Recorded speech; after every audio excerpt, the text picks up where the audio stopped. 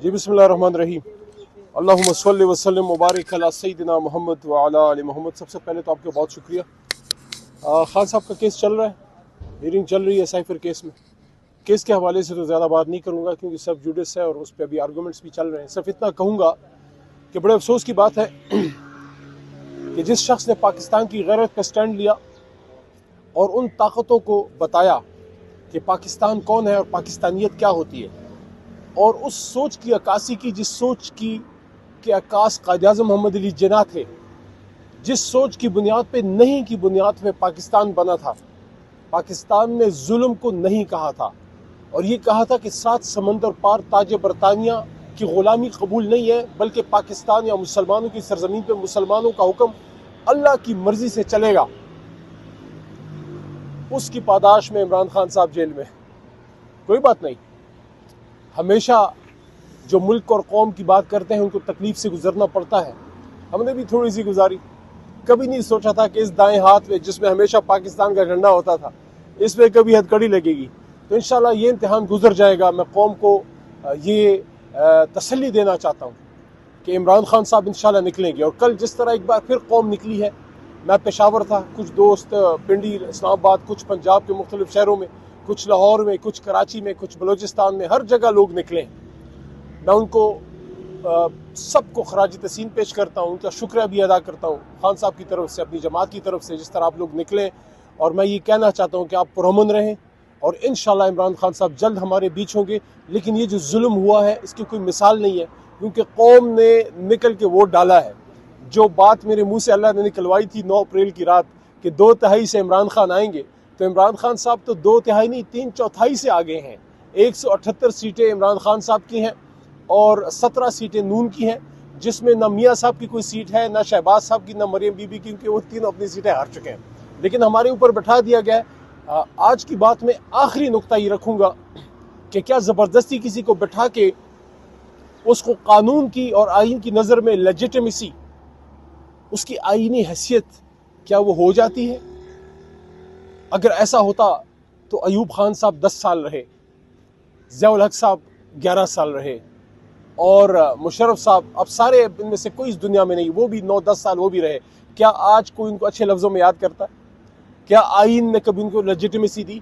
ताले आज़मा को कभी लेजिटिमेसी नहीं मिलती, चाहे वो सियासी लिबास में हो या गैर सियासी। ये जो इस वक्त आए हैं ये गैर सियासी ताले आज़मा यहाँ पे आए बैठे हैं, इनके पास मैंडेट नहीं है और इंशाल्लाह ये मैंडेट वापस लेके रहेंगे।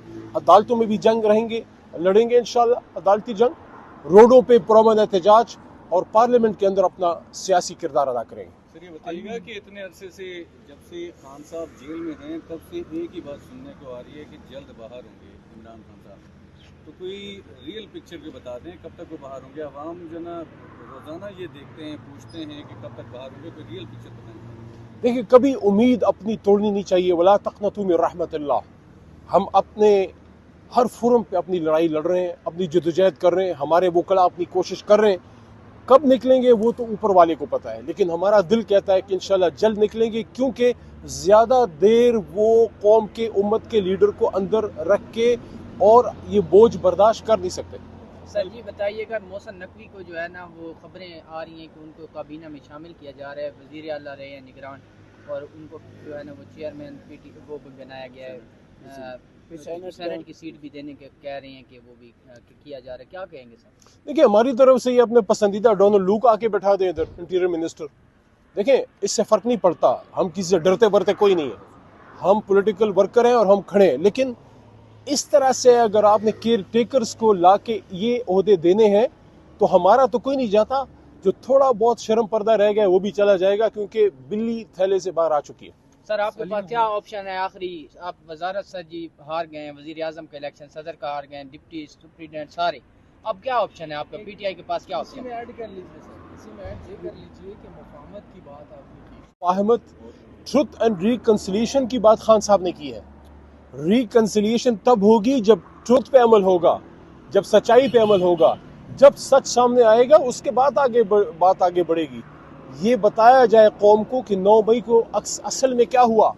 तहरीक इंसाफ तो पुरअमन जमात है, हम तो डिमांड करते हैं कि 9 मई को असल में क्या हुआ। देखिए, 9 मई एक پاکستان کی تاریخ میں ایک اہم دن ضرور ہے، لیکن 16 دسمبر 1971 سے اہم نہیں ہے۔ وہ سانحہ بھی قوم برداشت کر گئی۔ اس لیے ہم یہ کہتے ہیں کہ 9 مئی سے اب آگے بڑھیں۔ 9 مئی میں جن کے ساتھ ظلم ہوا ہے، جو اب اسیر ہیں، ان کو چھڑائیں، ان کو باہر نکالیں۔ وہ بھی اس قوم کے بچے ہیں۔ 9 مئی سے آگے بڑھیں، ملک کو آگے لے جائیں، عمران خان صاحب کو باہر نکالیں۔ ان پہ غلط کیسز بنے ہوئے ہیں، ہم تو عدالتوں میں جنگ لڑ رہے ہیں، لیکن وہ غلط کیسز واپس لیے جانے چاہیے۔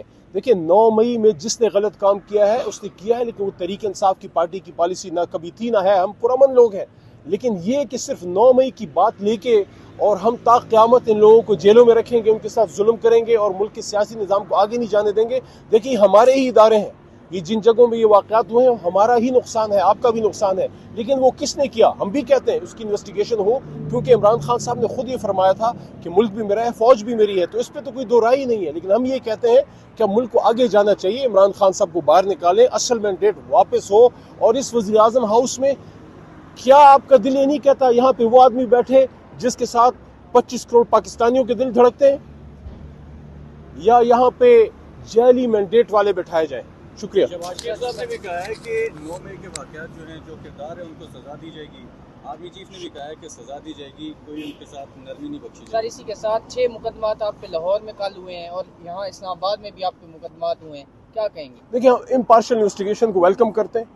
عمران خان صاحب نے بھی کہا جوڈیشل انکوائری بالکل ہونی چاہیے، لیکن ٹارگٹ نہیں کیا جانا چاہیے۔ اور دوسری چیز یہ کہ عمران خان صاحب کے ان چیزوں سے کیا تعلق ہے؟ جب 9 مئی ہو رہا تھا اور جب یہ سارے واقعات ہو رہے تھے، عمران خان صاحب تو جیل میں تھے، وہ تو پابند سلاسل تھے۔